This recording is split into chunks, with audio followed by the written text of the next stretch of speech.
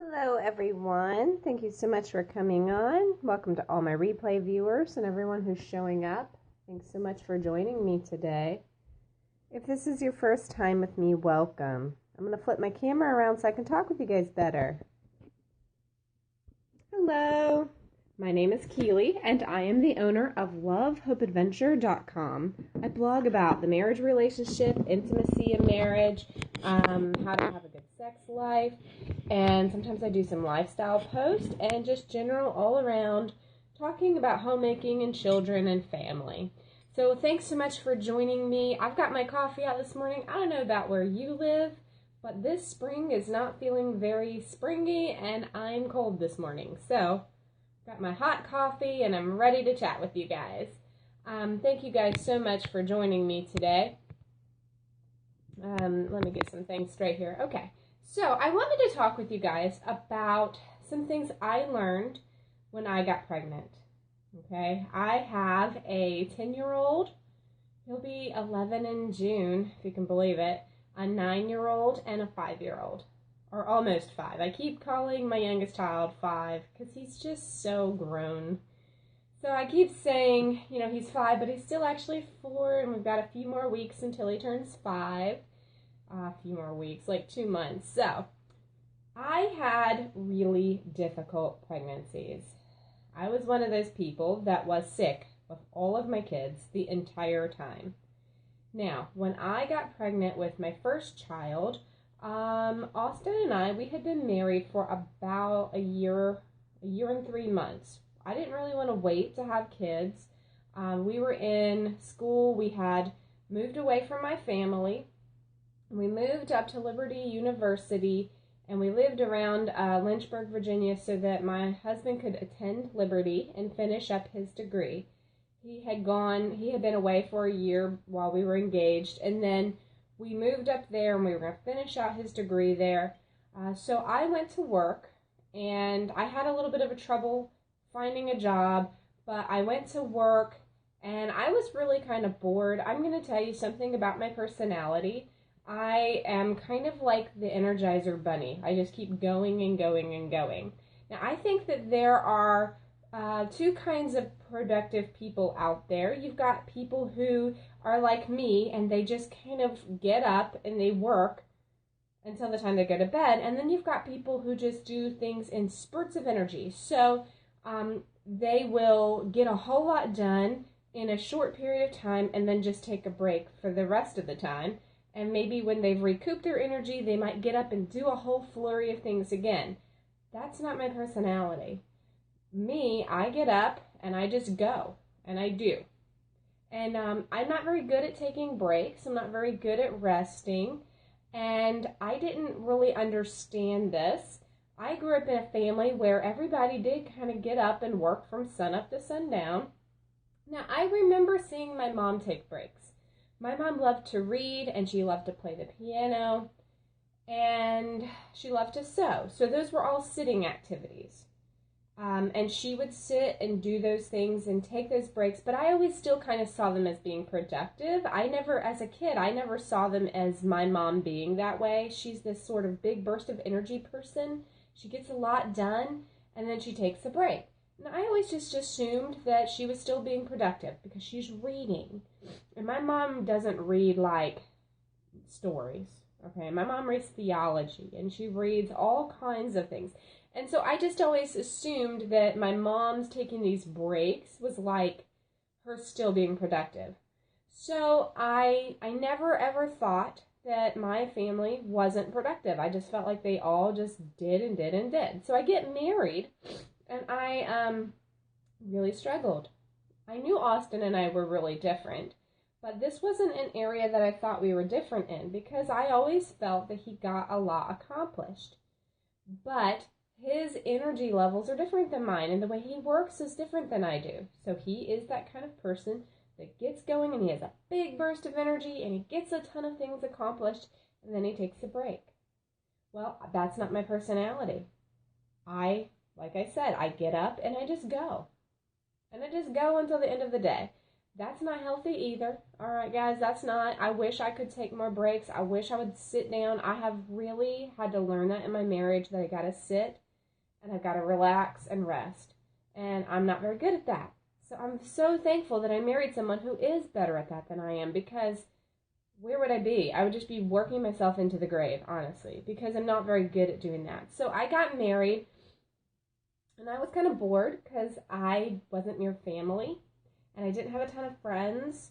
So I felt like I noticed that difference between Austin's and my personality even more, because he would be just fine after he did school and worked and did some dishes and a little bit of housework to just veg. And I'm like, oh, we got to go somewhere. I can't stay in this house. I can't do this. I need to go. I got to work from sun up to sundown. And I really struggled to make that happen when I lived there, because I didn't have anything to do. Then I got pregnant. And I'm going to tell you something. Being pregnant put me down in a way that I have never been put down. And guys, I've dealt with asthma my entire life.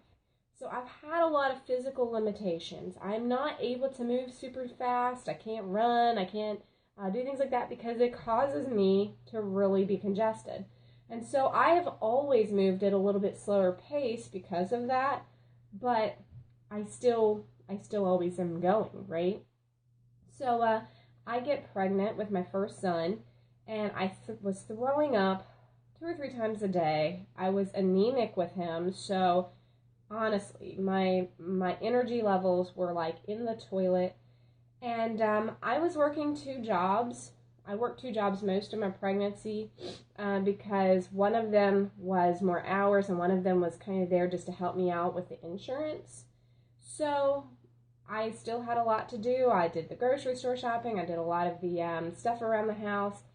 But I can remember coming home and just having to take a nap, just having to sit down. It put me down. I would go to work. I'd feel terrible at work all day, and I would come home and I would just like sleep. It was so weird for me. It was so weird. But during that period of time, it really made me lay off my husband, because I think that I thought he was lazy. And I don't even know now why I felt that way, because he was a highly productive person. I mean, he was going to school, taking very advanced classes that I could have never taken, and he was working a job and contributing around the house. So I'm not sure what I was expecting out of him. But I say this, I was expecting too much, honestly. I was expecting too much for myself. I just expected too much. I don't even know what I wanted. But being pregnant really helped me early on to understand that, hey, we are all different physically. And we can't just keep pushing ourselves and pushing ourselves and pushing ourselves. And I'm going to tell you something. I could push myself through absolutely everything. If I was having asthma trouble, I could push through it. I would just have to be a little slower. I've never been that sick, so I've never really had the flu. I've very rarely ever gotten stomach viruses. I've never had anything that put me down until I got pregnant. And I just couldn't go. I couldn't do. It was hard. So it taught me early on that I have to lay off. It really changed my expectations, and I tell you, long term, it's been great for my marriage because it helped me to bring down my expectations of what could get done in a day, and to really see how productive my husband was being. So, guys, I say this to you because I know that in marriage, everyone handles it different, and you're not going to handle things the same as your spouse. So if you feel your spouse is being lazy, or maybe you're feeling like they're overly driven, or whatever it is that you're struggling with your spouse, try and gain perspective if you can. Try and see it from their perspective. See it from where they're coming from. And I hope you don't have to get put down on your back like I did when I was pregnant, but it did really, really help me. And guys, I hope that you can appreciate your spouse, where they're coming from, the things that are different about you two. I hope y'all can use that as a way to help each other. And like I said, I am really bad about taking breaks.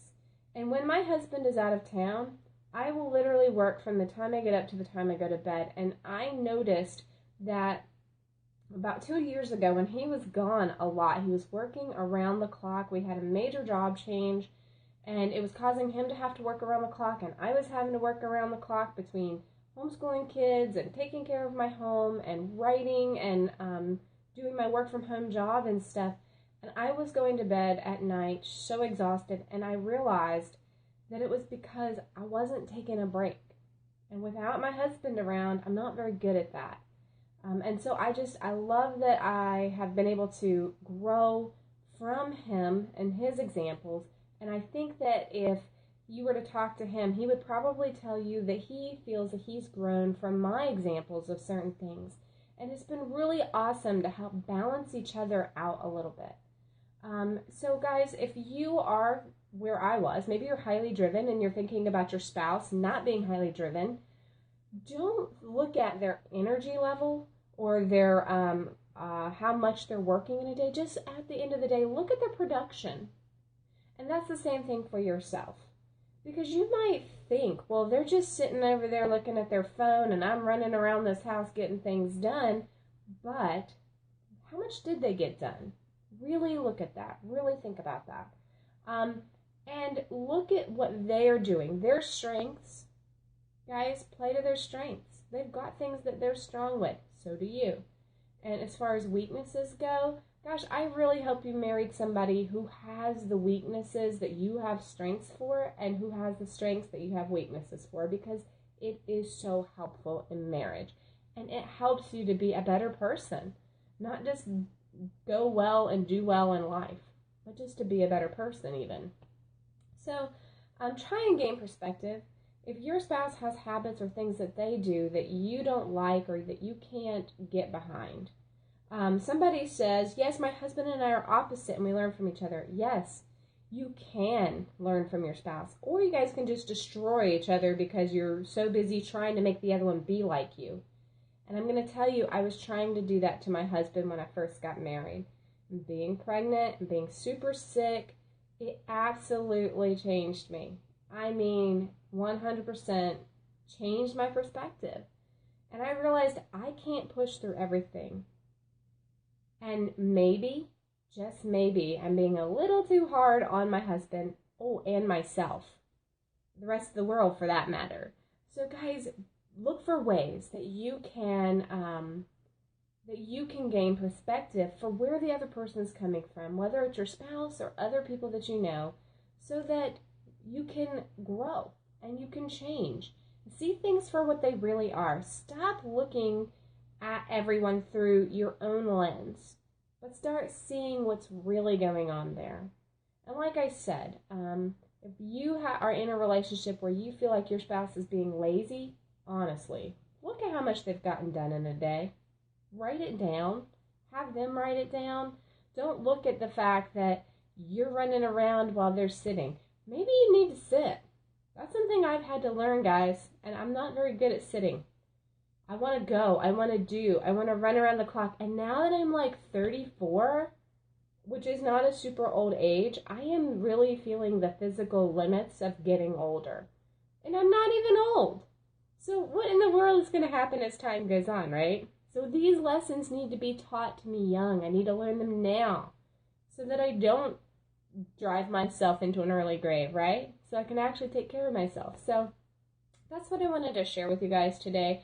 I hope that you are having a wonderful Monday and staying warm, and hopefully the sun will come out and warm us all up here pretty soon. So you're welcome. Thanks so much for coming on and commenting. If you'd like to see what I've been blogging about last week, go to lovehopeadventure.com. And I hope to come on this week between the hours of 11 and 12, and who knows, I'll come on when I can, and I hope to see you guys tomorrow.